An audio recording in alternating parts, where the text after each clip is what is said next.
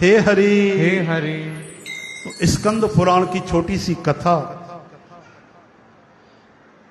कि नर्मदा नदी के अंदर बैठकर एक महात्मा भजन करते थे। कहां बैठकर? नर्मदा नदी के अंदर। अब ये मत बोलना कि सांस कैसे लेते थे। हाँ, ये महात्मा परमात्मा से अटेस्ट रहते हैं। ये छोटी मोटी बातें, ये रिद्धियां सिद्धियां, सांस रोकना, ये बिल्कुल इनके लिए चन्ने मुर्रे के समान है। महाभारत कथा में आता है दुर्योधन चला गया था जल के अंदर, बोलो तो महात्मा चले जाएं कोई बड़ी बात? हरे राम श्री कृष्ण गोविंद हरे मुरारी हे नाथ नारायण वासुदेव। श्री कृष्ण गोविंद हरे मुरारी हे नाथ नारायण वासुदेव। तो महात्मा नर्मदा नदी के अंदर बैठकर भजन करते थे।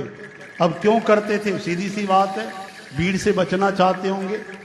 बाहर आ जाएं तो 1000 लोग पहुंच जाएंगे। बाबा चलो घर में थोड़ा घूम के आओ, बाबा चलो थोड़ा ओपनिंग करनी है, बाबा इधर चलो थोड़ा, हमको ये दुख है, ये पीड़ा है। भजन करने देंगे? हरे राम। तो महात्मा चले गए कहां? नर्मदा नदी में भजन करते करते करते करते उनको काफी साल गुजर गए और काफी साल, काफी समय गुजर गया।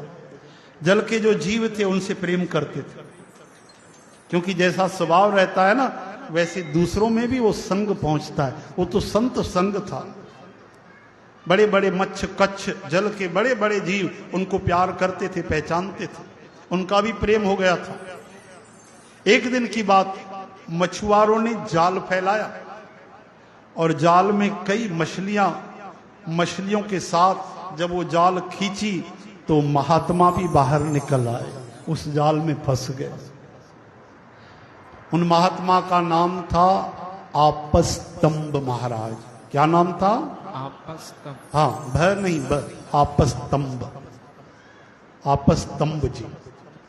अब जब उन्होंने देखा मछलियां कैसे तड़प रही हैं, आंखों से आंसू आ गए, करुणा आ गई।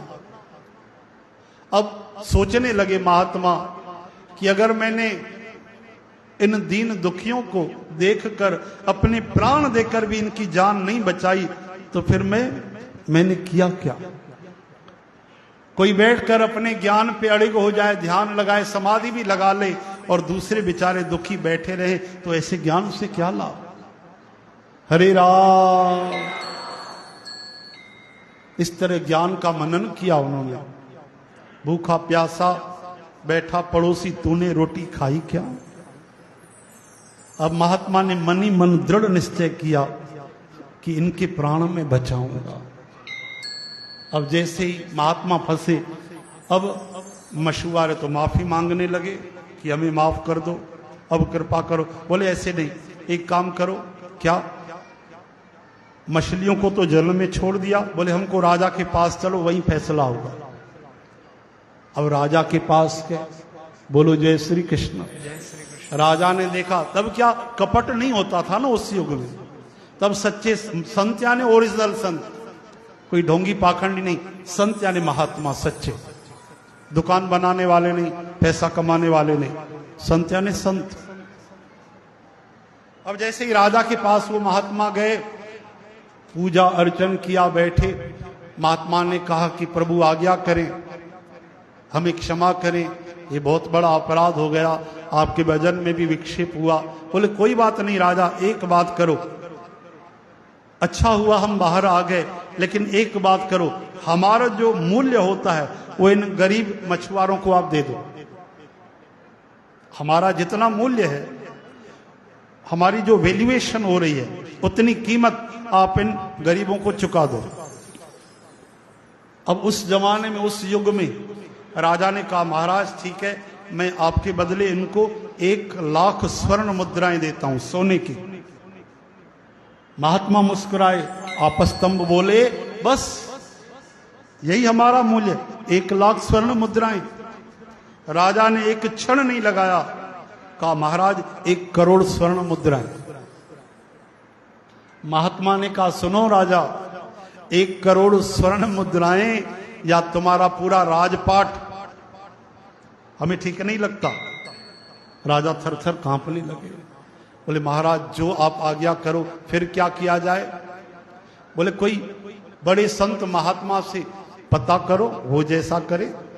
तो इतने में लोमश महाराज संयोग से वहां पधारे। लोमश ऋषि, जिनके बड़े बड़े रोम रोम भरे पड़े हैं, एक बाल टूटता है विलोम शरीर का, तो कब टूटता है? जब एक प्रलय होते। करोड़ों बाल हैं शरीर पे, इतना जब समय गुजर जाएगा तब उनकी उम्र पूरी होगी। वो आज भी धरती पे। हरे राम हरे कृष्ण श्री कृष्ण गोविंद हरे मुरारी हे नाथ नारायण वासुदेव। अब राजा जब चक्कर खा गए, कुछ समझ में नहीं आता, पूरा राजपाट भी जब इनके टक्कर में नहीं आएगा तो हम दे ही क्या सकते हैं। लोमश ऋषि बोले राजन घबराओ मत, एक काम करो, तुम्हारा राज क्या, स्वर्ग के राज से भी कीमती 2 चीजें हैं, एक ब्राह्मण एक गौ माता। तुम इनको बहुत अच्छी दूध देने वाली गौ का दान करो, फिर देखो। राजा का चेहरा चमक उठा। तुरंत राजा ने बहुत सुंदर गाय आकर सजाकर और जैसे ही महात्मा के सामने रखी तो महात्मा प्रसन्न हो गए। बोले बस बस बस, इससे बड़ा और कुछ नहीं हो सकता। ये गाय उन्होंने मछुआरों को दान करी और आंखों में आंसू भरकर प्रण किया, संकल्प किया कि हे परमात्मा, ये जितने भी जीव हैं, जलचर मछलियां दूसरे भी, इन सब के दुख आप मुझे दे दो, मैं भोगूंगा। अगर मैंने थोड़ा भी भजन किया है, सत्संग किया है, तो मैं सारा का सारा पूरा का पूरा पुण्य इन जीवों को दे देता हूं, इन मछुआरों को दे देता हूं जो पाप करके बेचारे नरक जा रहे हैं, इनको पता नहीं और अपना गरीबी का जीवन गुजार रहे। सब पुण्य मैंने इनको दिए। चमत्कार हो गया, लाखों करोड़ों विमान आ गए स्वर्ग से और वो मछुआरे, वो मछलियां, वो जीव, कच्छ जल मच्छ सब बैठकर विमानों में देवताओं की देह धारण कर स्वर्ग लोक चले गए। हरे राम। तो क्या महात्मा के पुण्य खत्म हो गए? नहीं, और पुण्य बढ़ गए, क्योंकि त्याग से तत्काल शांति मिलती। त्याग से तत्काल हमारे पुण्य और बढ़ जाते हैं, भीतर शांति आ जाती है। आप करके देखो, छोटी छोटी चीजों में जो बुराइयां हैं उनका त्याग करके देखो, तत्काल शांति आ जाएगी।